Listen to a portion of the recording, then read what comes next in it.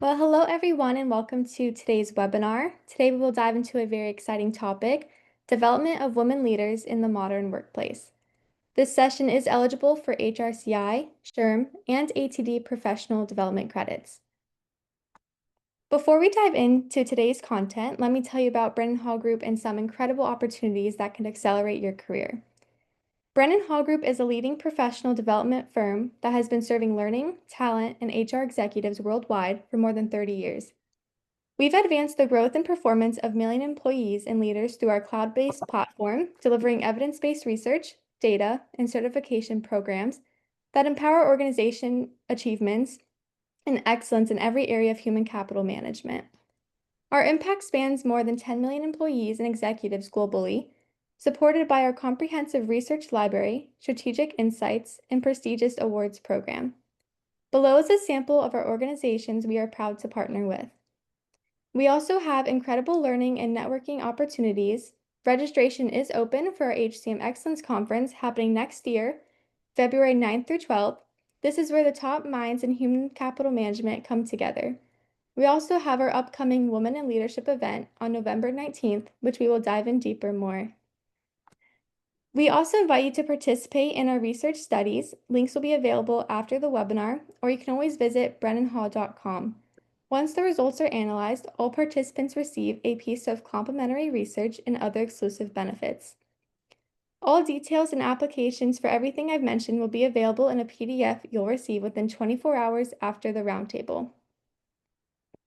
Now, just a few quick things to note. If you have any questions during the roundtable, please use the questions panel on your control bar. We'll be answering them throughout the session. We're also recording today's roundtable, and you'll receive an email within 24 hours with the link to the recording and a PDF of the slides. The chat box is open, so feel free to share your thoughts as we go along. Your input makes this more valuable for everyone.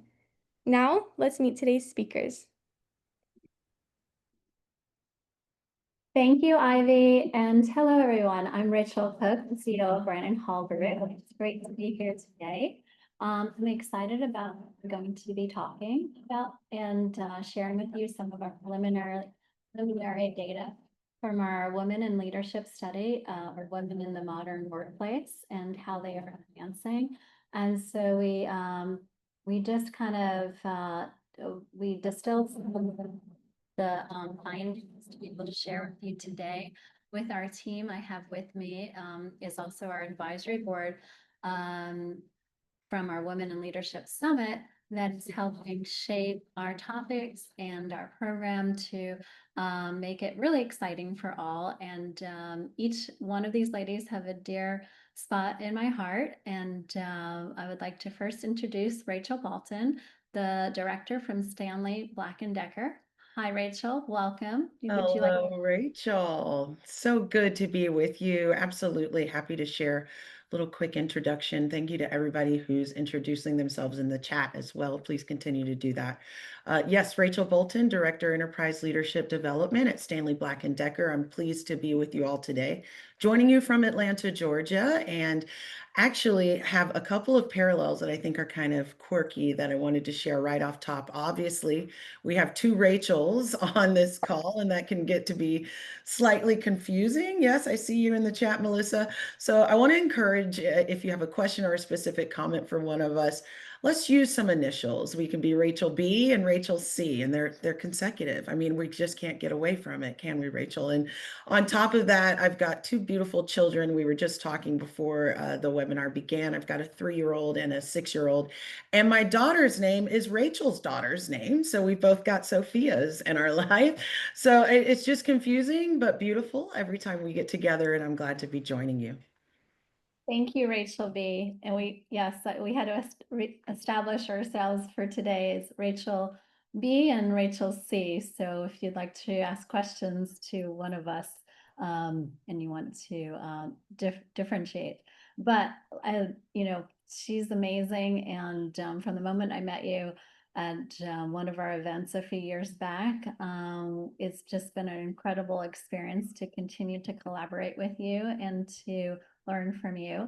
And so again, thanks for being here today, and I'm excited to connect with our audience as well. And also, I'd love to introduce Radhika Paul, the CEO and founder from LuminAI Consulting. Radhika, I've known for quite some time, probably about a decade now, and she has been an integral part of our history and shaping our women in leadership events over the years. And so great to have you here today. And Radhika, please share a little bit about yourself. Thank you, Rachel. Huge welcome to all of you. I see the chat is blowing up, which is a great thing.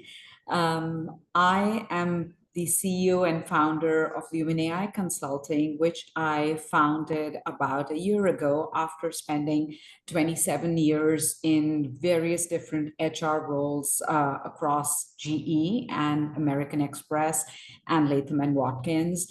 And with the entire world talking of AI, I had this vision of putting humans at the center of the conversation. And with that vision in mind, I decided to form LuminAI Consulting, which puts through the AI journey, it puts humans at the center of it. Personally, I am an author. I love supporting various groups which are empowering women, which enable women in inclusive environments. I'm also a mother of a 17-year-old daughter and a 15-year-old son. The quote that I live by is, I want to continue to plant trees under whose shade I may never sit. Oh, that's so endearing. That gave me goosebumps. Back to you, Rachel. Back to you. I don't even know where to go from there, but thank you. Thanks for sharing. And last but not least, I would like to introduce Dr. Marlene Duroseau. She's a Chief Financial Officer in the healthcare industry, and also she's joining us hopefully here to continue doing the great work she's done. And she's involved in so many different things, and she has a remarkable background and career. Dr. Mark, can you share a little bit about your background? I can't hear you.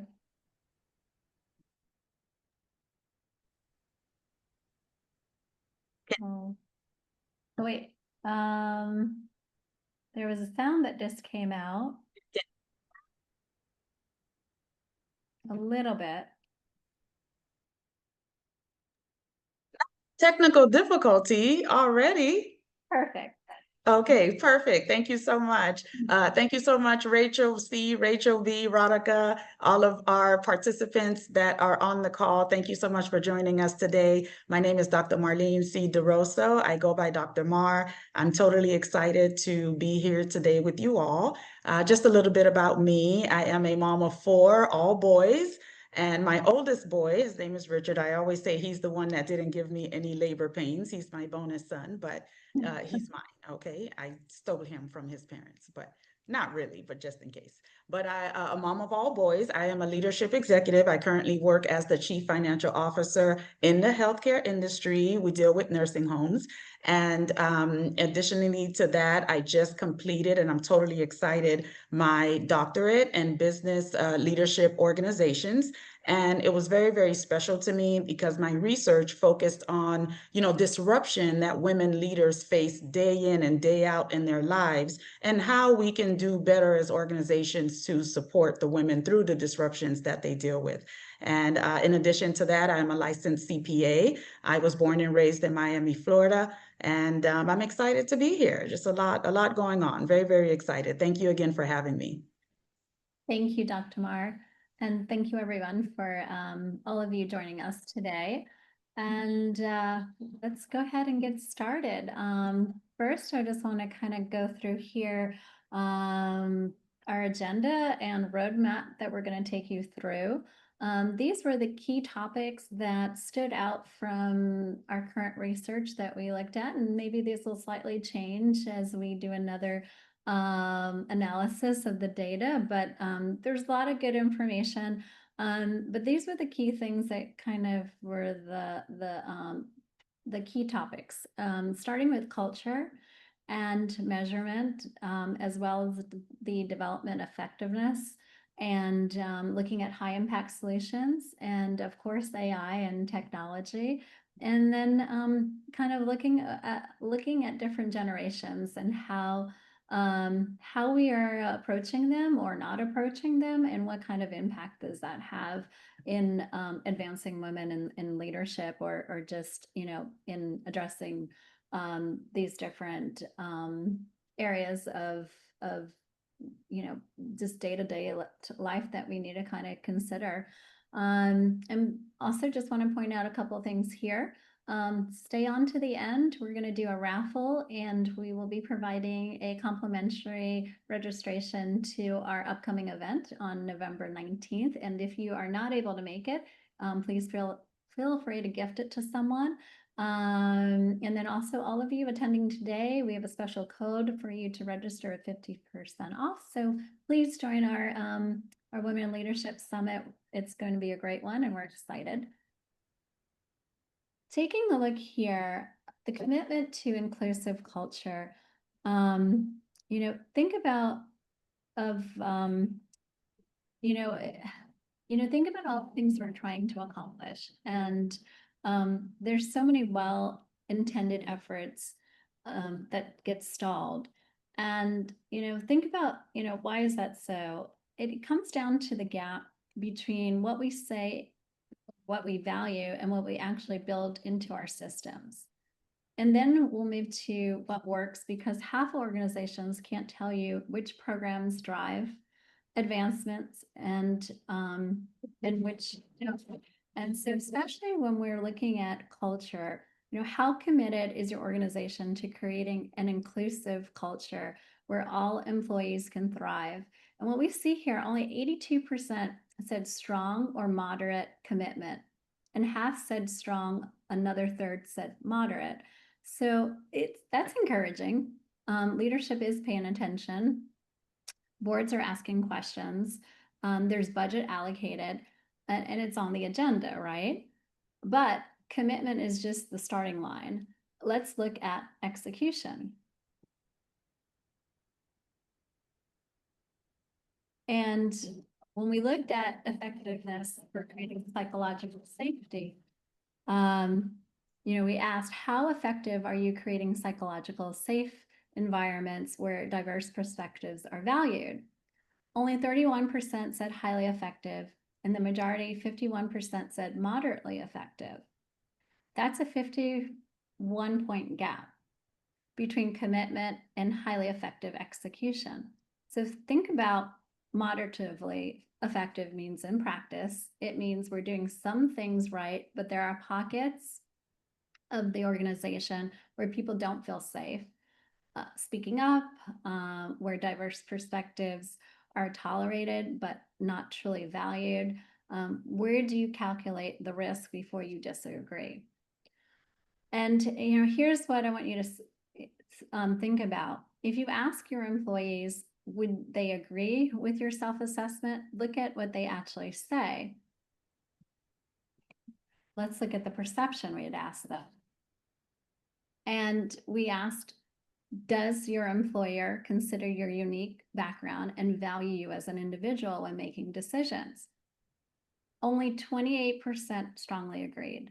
Another 48% agreed, but not strongly, and 15% were neutral. 9% disagreed. So now some of you might be thinking and looking at this, 76% agree or strongly agree. That's pretty good. On the surface, maybe, but here's what I've learned from the years of study and engagement data. The difference between agree and strongly agree is the difference between compliance and commitment, between showing up and speaking up, between doing your job and taking a risk to innovate. Agree means I'm not actively dissatisfied. Strongly agree means I feel genuinely seen, valued, and empowered. And when 28% employees strongly feel valued for who they are, we're not creating conditions for women to lead authentically. we're asking them to conform to existing norms while calling it leadership development. So it's a lot to take into consider. And Dr. Mar, I know, culture is really important to you, especially of your, where you sit in your organization and all of your accomplishments. What are your thoughts around this topic or what you're seeing here with the data?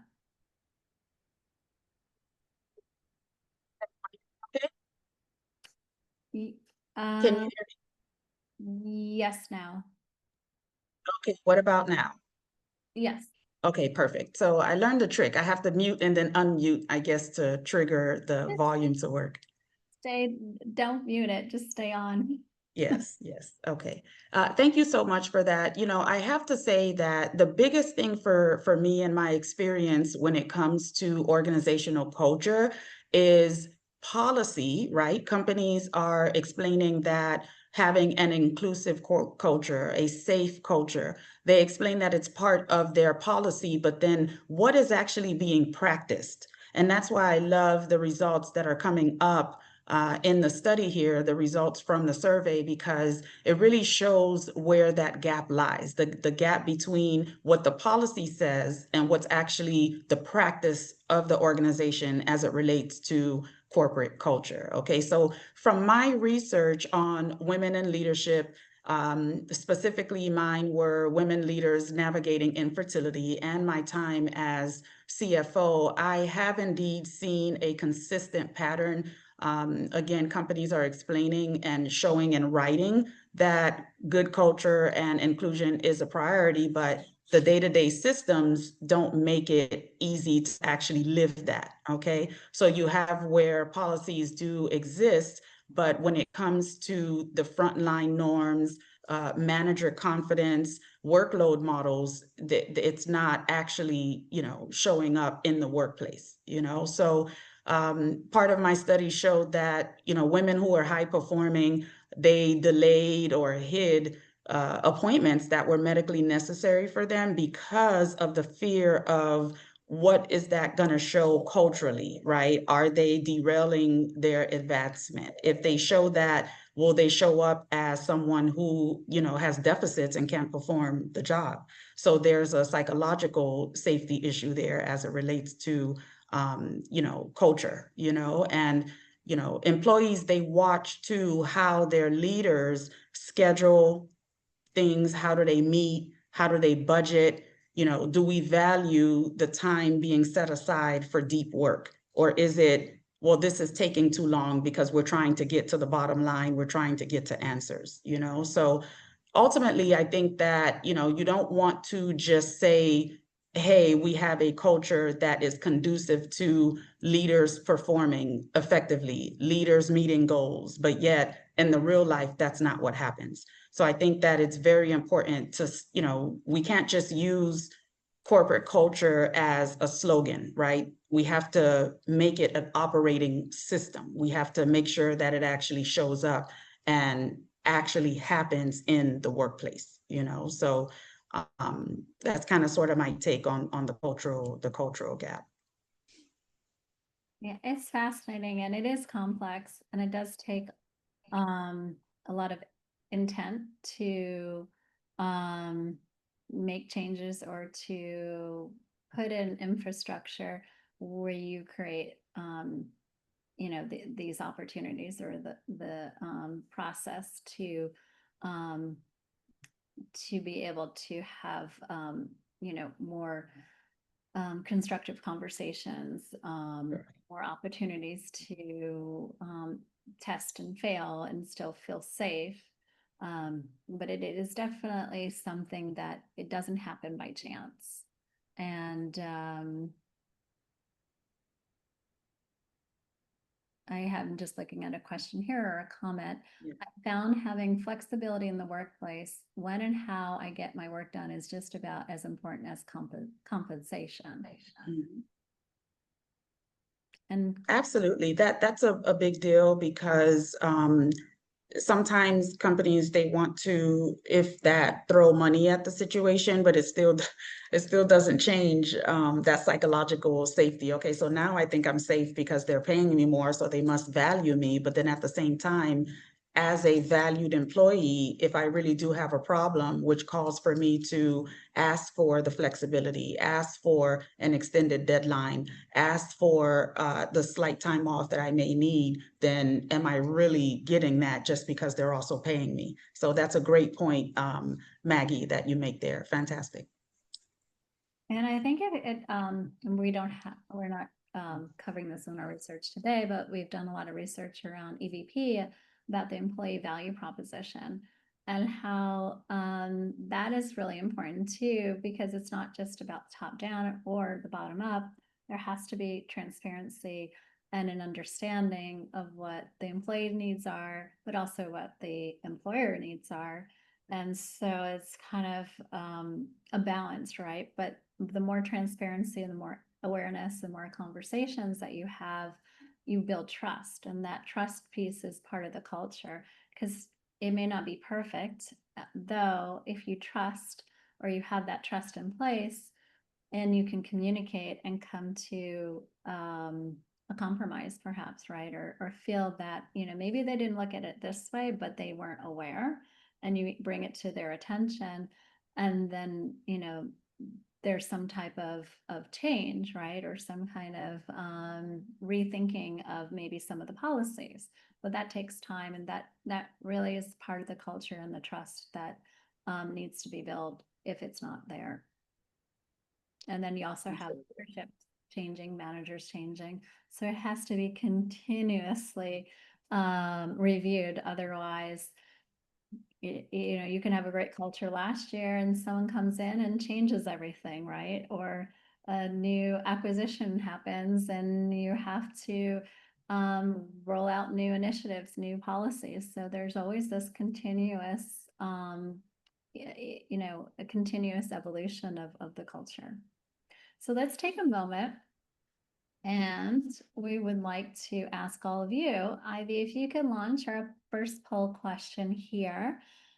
What's the biggest barrier to translating your organization's inclusion commitment into daily employee experience? And if you could take a moment to respond, we would like to get an understanding of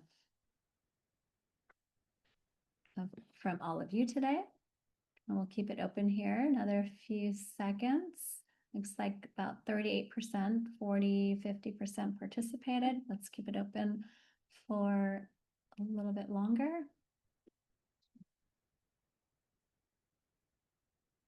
And all right, this is great. Thank you for sharing what you're experiencing. And then let's go ahead and share the results. So it looks like some of the biggest barriers happen to be no accountability mechanisms at 39%, followed by lack of clear behavioral expectations. So accountability kind of also. And then third is we don't know, we haven't measured it, which actually it's not the highest one here, because that tends to sometimes be the highest, but accountability and behavioral expectations is also pretty high up from what we can see. Well, thank you. Any thoughts from our team here before we move on? Rachel, I am going to jump in. Thank you, everyone, for participating in our poll. And again, I see the chat. There are lots of different questions coming up. I take the entire culture piece back to when, think about, for generations, we've had women who had what we called the glass ceiling, or even now many women face that. So it is about really putting in those mechanisms which are real, which are going to work. That is the one that is going to drive that culture. If the culture that we are looking to drive is of inclusion, then you have to have a 360. And as Dr. Morris said, you have to have that framework. Without that framework and the measurement that follows through it at every level, it is not going to be done. So I think all of us have stories that we can talk about our pregnancies and taking care of the elderly and taking care of our children and all of that, no matter what level. However, I think one of the biggest things for me, psychological safety, is the one that creates the overarching wraparound. However, underneath that, there has to be that framework for which people are accountable. Thank you, Radhika. And so moving on to our second topic here. Ivy, can you make sure that the poll goes away? Okay. Thank you. So when we're looking at measurement, and when we've asked organizations how they measure programs or what did they find effective, there is a gap between commitment and execution. 82% are committed and 31% highly effective. The question is, why does this gap exist? And more importantly, why does it persist? The answer appears in different parts of our survey. And when you see it, everything else kind of clicks into place. And here, when we looked at business impacts, we asked, to what extent do you measure business impact of your inclusive leadership practices? 74% have limited or no measurement. That means 3/4 have limited or nothing at all. And now you see the culture gap exist. You cannot close what you do not measure. You cannot improve what you do not track. And you can't hold people accountable for outcomes that you don't define. And as you saw how you responded, one of the highest things was around there's no accountability. And that really, never mind having measurement in place. Well, the key here is to have metrics in place. Otherwise, how do you improve, or how do you have the insights to know what to do? And here are, what measurement looks like. And what's really important here is to take a look at asking the right questions, having the right frequency, the right segmentation. Some of the questions that we should be asking is around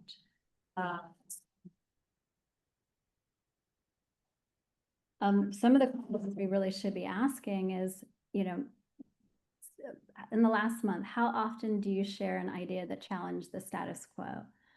When you raised a concern, what happened? Can you name a recent decision where diverse perspectives changed the outcome? So instead of saying, do you feel included, you really need to be more granular. So it's kind of like asking your kids, how was your day? Good. How many of you had that answer? You really have to go in, well, what did your teacher teach today? And, did you feel that, what we worked on yesterday, was it helpful? You have to really ask them questions to think. And so the same thing here is about, what are we measuring and what are we asking? Because oftentimes when we measure learning programs, it's really, did they complete the program? Did they find value? They may say yes or no, but it really doesn't get into the granular aspects of it. And then frequency. You can't just do it annually. You really need to, have it more polling questions, more frequent feedback sessions, conversations, and then, segmentation.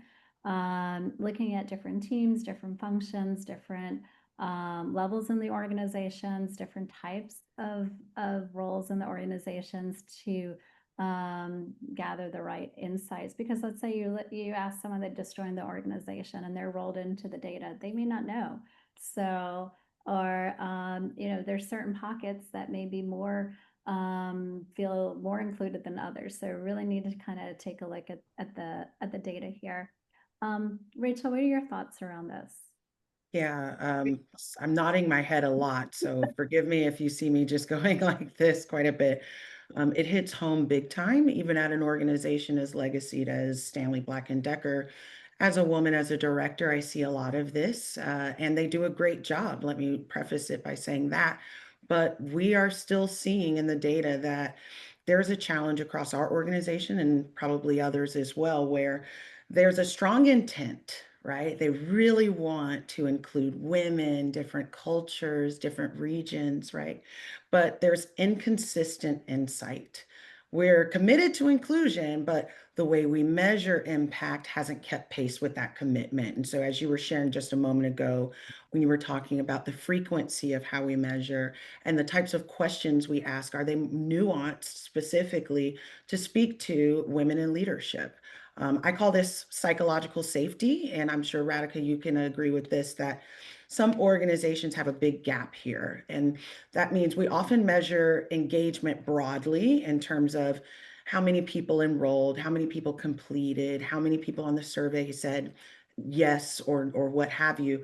But we don't talk about the nuanced pieces where we really get to lean in and learn if women truly feel safe enough to speak, safe enough to stretch, and if they really feel warranted to stay at an organization because they sense and can feel that psychological safety. And I think we tend to, as older organizations, our SBD is 185 years old, right? There are a lot of companies I worked for in the past. Wesco was over 100 years, Home Depot over 100 years. And when we have these sort of legacy orgs, they tend to lean on those vanity metrics, right? How many people completed it? Instead of looking at vital metrics, what shifts in behavior are we seeing? Has promotion velocity change in our female talent workforce, right? Those are things that really tell us if people are feeling safe enough, especially women, to continue to advance their careers. And I love how you mentioned, the different stages of life. Sometimes we're rearing young children. Sometimes we're taking care of elderly parents, aging parents. Sometimes we're nurturing our own self-care, following different events in our lives. And do the organizations keep up with that? I think there's just a lack of segmented measurement, and keep me honest in the chat if you agree that we don't consistently analyze outcomes by level, by function, or by a specific group like women in leadership. And that makes it hard to pinpoint what's actually working and what's not. Yeah, I agree. And, it's, I know that maybe it's the elephant in the room, the question, should we have programs exclusive for women in leadership? And I remember when we started to dedicate some of our surveys for women in leadership a while back, it was interesting because I would interview different professionals in their careers, VP, C-level, and there was a mix. Some felt very strong that I don't want to be part of a women's initiative. I just want to be part of a leadership initiative. And oftentimes it was maybe more senior level people because it was so hard for them to get there in that time frame. And Sure. not hard now. It is changing, but it's different. And then you have on the other side of it how important these programs are. And even starting the Women in Leadership Summit a while back, I heard pushback from some and praise from others. So Yeah. I don't have an answer for this, but it's something to really think about. Well, I saw Rachel at the top of the session. One of the comments we got right off the bat was how grateful someone was that we were hosting it in this type of space with women only. And I know that as a leadership development executive, I sort of waffle there as well. Do we want to segment women out so that they feel that they can relate to each other on a peer level basis, which does, when we see research, does show that there's a little more safety, a little more willingness to contribute when equal male peers are in the space, that goes down. And so the question I think that we're thinking about it Stanley Black & Decker is not that are we developing leaders per se, but more so are we developing women leaders who stay, who thrive, and who multiply in their impact. And that's something that I'm focused on, because the truth is, if 82% of organizations say that they're committed, but only 31% are highly effective, the delta is the data. To me, the story isn't that commitment is lacking, it's that the measurement just hasn't caught up. And I think once organizations like ours and others start to focus on that, they'll actually start to see there's work to be done. All right, now let's take a look at our next question here that we asked in the survey. How effective are you at developing women for senior leadership? So 44%, as you see here on the slide, somewhat or not effective. That's pretty significant.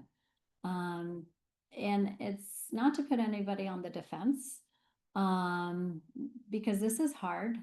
Developing any leader is complex. Developing women leaders in a system that were not designed for them is even harder if you think about it historically. I know we don't want to say that, but it is what it is. And also, what I've noticed in organizations as they rate themselves as highly effective, those, they're not unicorns. They're not doing anything magical. When we looked at the data and we analyzed their approaches, we found three things differently. They were, as we discussed, measuring outcomes, not just program completion. They're connecting development to sponsorship. I think Rachel, you mentioned that, or Radhika. Oh, yeah. Not just mentorship, but sponsorship and allyship is critical. And they're also addressing the systemic barriers while building individual skills and doing this in a positive way. We need to bring, not just women, because, and we've talked about this in the past when we do these, when we cover these topics, it's really important to also bring in the whole organization, bring in not just women, but others, because they are our allies. They are part of the culture. So I think when we have a safe space to spend some dedicated time like this, just to kind of uncover, but not in a negative way, but just in more of bringing awareness and then figuring out how to solve problems. As a leader, no one wants anybody coming to you with problems, right? You want to understand, yes, there are challenges, but bring me a solution, because I can't do anything with just a problem. Or yes, I guess I can, but it's really, leaders don't want that. They don't have time for it. There's 100 other problems going on, or thousands of problems, client market changes, demanding changes. So we really need to think about what are the solutions in a positive way, so we can move forward in a positive way. Also, Dr. Moore, you talked about this, support through career transitions, and so did you, Rachel, and I think all of us here, acknowledging that there are these types, there are different things that we need to consider, and some of the questions that we asked here was around, are women getting supported through transitions in their career? And 49% or less said that they were, or getting the adequate support. So, this makes it challenging. If they don't have the right support, they are going to be leaving at different phases of their career, coming out, but they still make up, we make up half of the workplace or more sometimes. So it's a big also talent pool that we have that we're not maximizing. And if you look at our talent data, there's always a challenge for talent, right? There's a war on talent. That's been said for the last decade or two.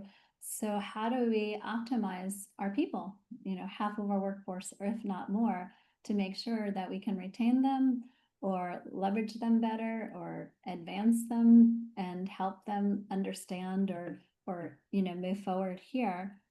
So I want to go ahead and also take a look at here, investment expectations. So this is an interesting one. We've asked, how do you expect investment in women's leadership development to change over the next 12 months? So it's not how much you're investing here, but this is what they plan to do. And so 74% plan to keep investment about the same. So the paradox here is we know it's not working well. We saw a lot of it's not working well, but we're not really planning to change the approach. So, you know, I'm curious. I want to pause here because we've been talking a lot, and I want this to also be engaging for all of you. Can you, Ivy, can we launch our second poll question? What's preventing your organization from being more effective at developing women for senior leadership? Mark all that apply. And we'll give you all a moment or two here. 20%, about 40% of you participated, and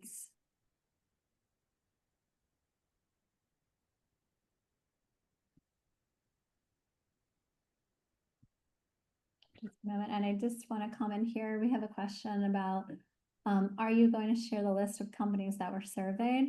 That information, if you have submitted or responded, because of the integrity of the survey, we don't disclose organizations, but we are providing opportunities for those that want to meet with us. And we've had a lot of qualitative meetings, and we'll be including examples. We have a ton of also case studies from our awards program, and also you'll be hearing a lot about these different topics at our summit and ongoing. Okay, let's go ahead and close this out and share the data here. And what, can all of you see the data? Yes, or the poll? So 67% said no clear strategy or roadmap, which is not surprising, but it's unfortunate. And then 42% lack of executive sponsorship, followed by insufficient budget resources at 38%. And then resistant to change, and not sure, don't know how to measure success, 21%. So that's interesting. Any thoughts, Rachel, on what you're saying? Yeah, this is pretty telling. And I was actually finding myself frustrated that I couldn't take the poll. I was trying to click and add my own little score in there, because I'm not surprised at that 67%. I think I see a lot of that within organizations I've formerly worked at and currently work at. And I think when it comes to developing women for senior leadership, Rachel, like, many programs are high in enthusiasm, but they're low in evidence. And I'm going to reference, I worked for Home Depot for about 6 years, wonderful organization. And they had an event annually called Women in Pro. And it was geared toward senior leaders who were women that are part of the pro space. So the trades, skilled trades. And those events were high energy. There were a lot of takeaways. They trended on LinkedIn. And then a month later, when we would go in to check in on attendees and participants, and we would survey and say, after our event, have you seen a shift in your work life or in promotion or mobility or possibility? It was flat, like one of the stats that you just shared in terms of investment. And it's discouraging to host a great event and have a lot of enthusiasm and everybody leaves feeling good, but then it doesn't actually manifest in their work, in their career, in their sentiment of the organization overall as well. So even at Stanley Black & Decker, while we've made strides in leadership development, specifically to women, that is an area of opportunity. There's still some work to do. And as we're talking about effectiveness, right? How do we measure the return on investment? I think that's why one of the reasons the investment stays flat from an org level, a board level, is because they want to know, well, what am I going to see if we increase that investment? And what does it look like to show the impact of having some programs that are focused on women and really supporting them? What does that look like? Are they moved into more senior level roles? Do we have higher retention? What are we really measuring? And so I know that my organization tends to like the data. We like the inputs, number of workshops, number of participants, or type of facilitator, NPS score. But we really need to be measuring impact, which is how many people were promoted? How many people did we retain? How many got recognized with awards internally or externally? Like those are things that really tell the qualitative story outside of the quantitative one. And I think we need just more focus on that. My feeling is our opportunity at our organization is to shift from just program delivery to more capability accountability, asking who really is taking what we taught and applying it in their day-to-day role, and what are they doing differently as a result enterprise-wide. Thank you, Rachel B. Dr. Mar, you want to weigh in over here? Want to make sure you guys can hear me, right? We're Yeah. good? Okay, perfect. So what I wanted to add there, piggybacking off of what one of our participants, Michelle, mentioned with the lack of executive sponsorship. And then she said, you know, sometimes it looked good on paper that you'll have the executive sponsorship, but it's just for show. It actually doesn't happen. And I think we need to normalize when it comes to the point of leadership development and, you know, building and promoting more women in senior leadership. We need to normalize and actually promote what true sponsorship and mentorship is, in the sense that, you know, we have to have succession planning, and we shouldn't look at it as a threat, because oftentimes people don't want to mentor, don't want to sponsor, because in their brain, someone's coming in to replace them or take their job.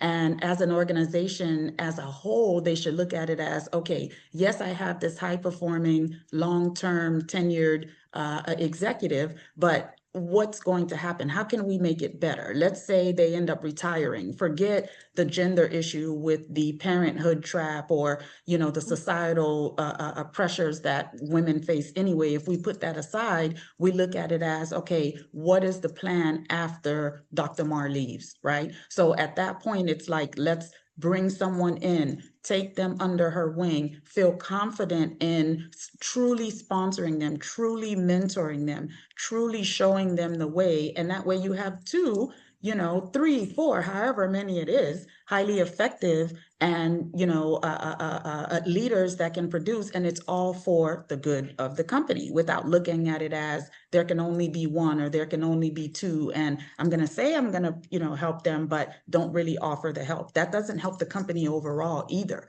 So I think if the companies, from a culture standpoint and how the organization runs, values succession and mentorship and true sponsorship, that'll make a big difference in more women being promoted and developed as to leaders and to senior leadership. Great points, Dr. Mar. And we have, let's just say, we have like 12 minutes. We have to get to 3 more topics here, so we'll try to move through them. But these are all great, and we'll promise to try to at least cover each one before we wrap up. But as you can see, we can dive into all of these a lot longer. And on our next slide here, we've asked organizations which development solutions have driven the most significant career advancement outcomes for women. And I think some of you touched on mentorship and coaching and flexible career pathing, external coaching, executive development, skills-based. And, you know, these are all really important but still, like, see that, you know, only half of the organizations are, you know, not entering their programs. They still do effective, and what areas can have impact. So saying that we need to think about our measurement strategy. And we also need to hear from all of you. Here's our third polling question. You can answer which development solution has driven the most career advancement for women in your organization. And we'll quickly go through this.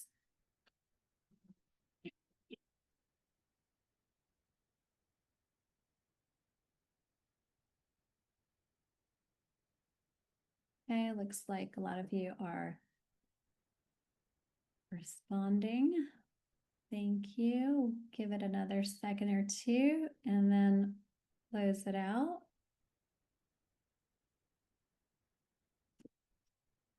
Okay, let's go ahead and share these results.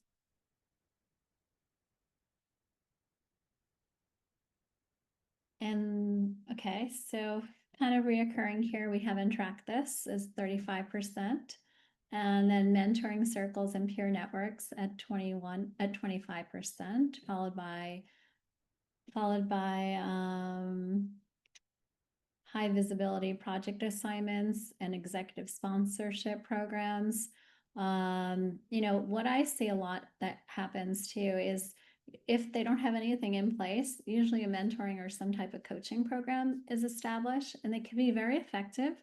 But if it's not tied to the talent strategy and there's not metrics around it, and then it loses momentum. So a lot of these programs can be great, and you go to them, even an ERG group, and but then if there's not a strategy in place or a framework, as we discussed before, then it just loses that effectiveness. Any other thoughts here before we move on?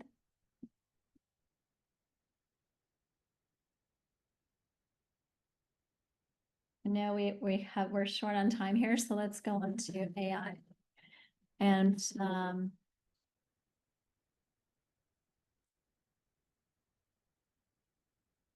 about that. Let me close out, or Ivy, can you close out the poll question? Oh, here, I got it.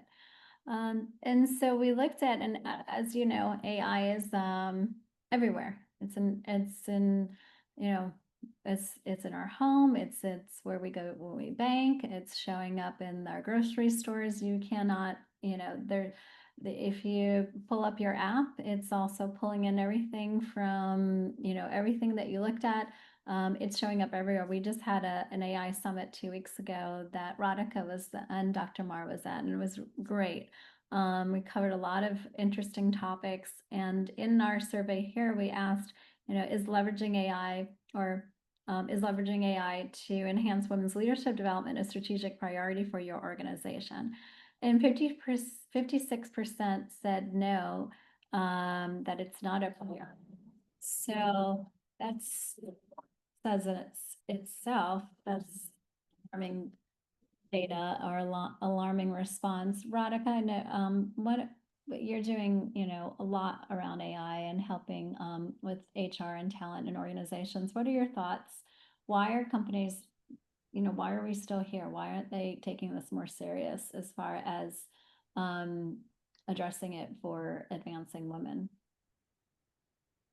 Thank you, Rachel, for you know, letting me take this. And I again want to thank all of the participants on the chat for chiming in, being completely authentic and in this psychologically safe space. So thank you very much. One of the things about AI is it is a scary word. It is, you know, everyone's scared of it. So everyone wants it to be the technology agenda. And the minute anyone hears AI, it's like, let me shift this over to technology. Let the CTO, the CIO, the techies know it. However, that is exactly where, you know, the game needs to change. That is where the mindset needs to shift. That it is all about the people. We are not going to have 3 billion people evaporate from this world and transfer to another planet, which is a non-AI planet. Let's get real. So what is going to happen? What is that, you know, the now and the future going to look like? How are we, I think for me, my concerns that I do with all my research work with Wharton Business School, Harvard Business School, the Center for Future of Work, one of the things that really shows up is the entire self-driven human biases around AI.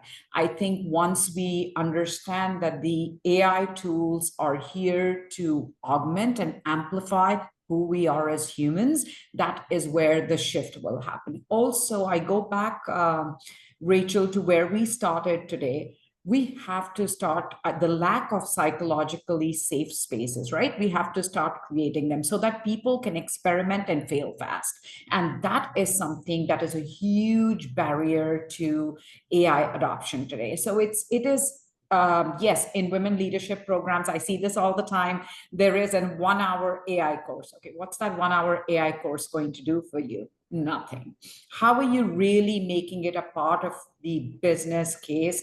How is AI going to transform a function? How is it going to amplify how people work is done? How is it going to drive revenue? How is revenue going to look different because of AI? People who are going to be displaced, how do we upskill and reskill them for newer and other jobs so that there is constant progression in terms of careers? How do we create a talent marketplace? So I think I can go on and on.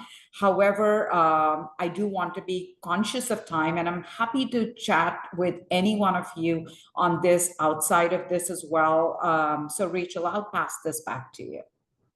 Thank you. And just to reinforce what our survey was showing us is that the biggest concern, or 50% of reported, and this is the bias and the human connection, how those are both at 50% of the concerns. And again, we can dive deeper. Let's go ahead and get a quick poll, and we only have 4 minutes left, so we'll do this quickly. Hope everyone's enjoying our conversation so far.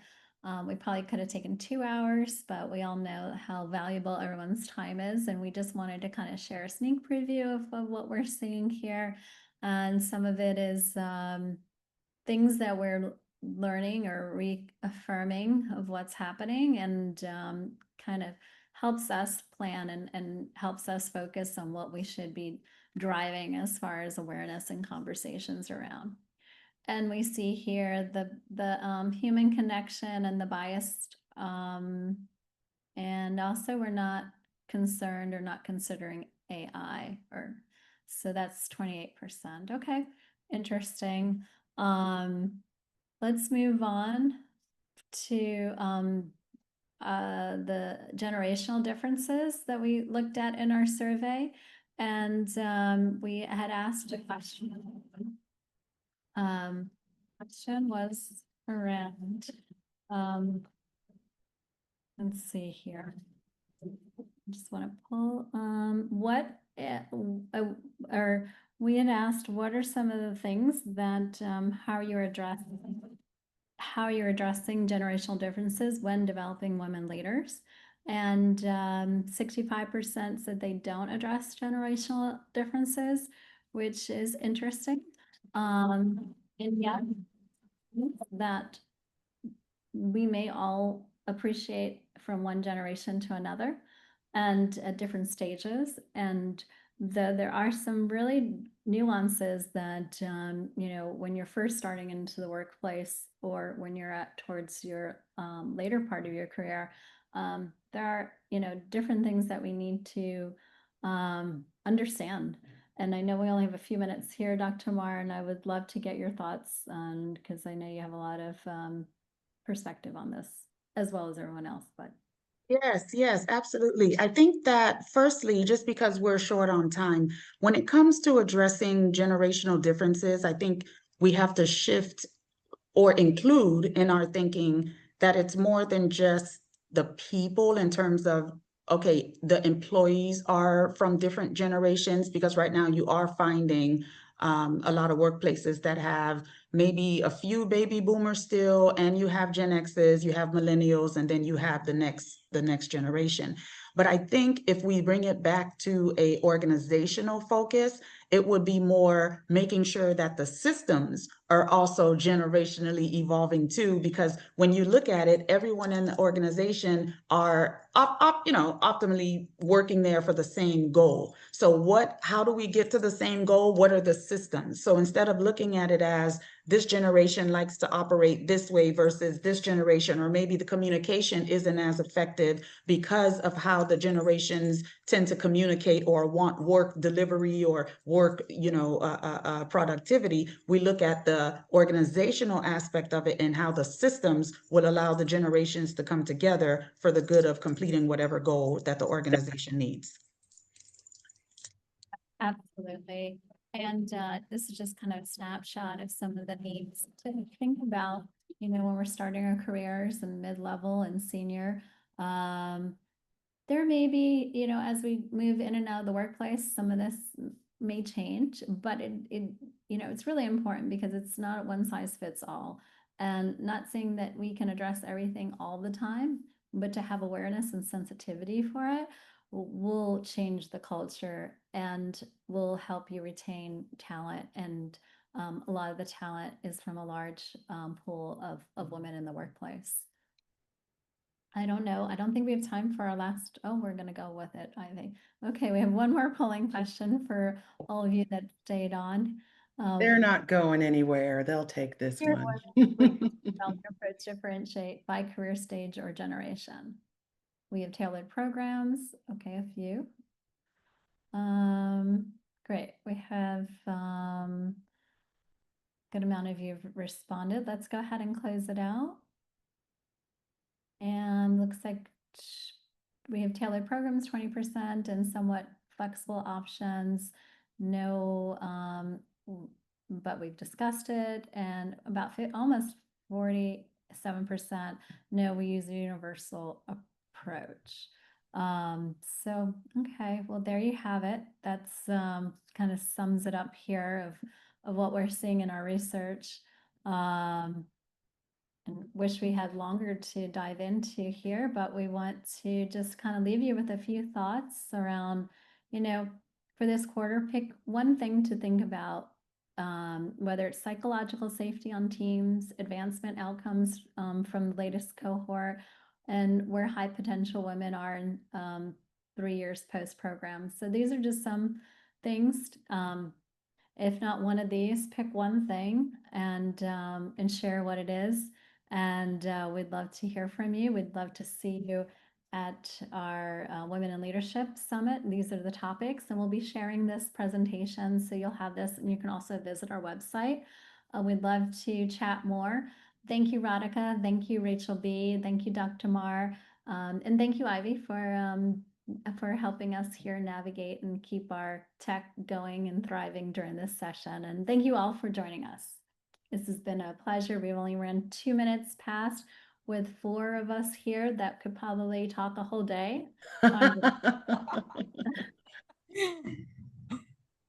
Thank you. Thank you, everyone. Thank you, Rachel Cooke, for having us all. Thank you. Thank you.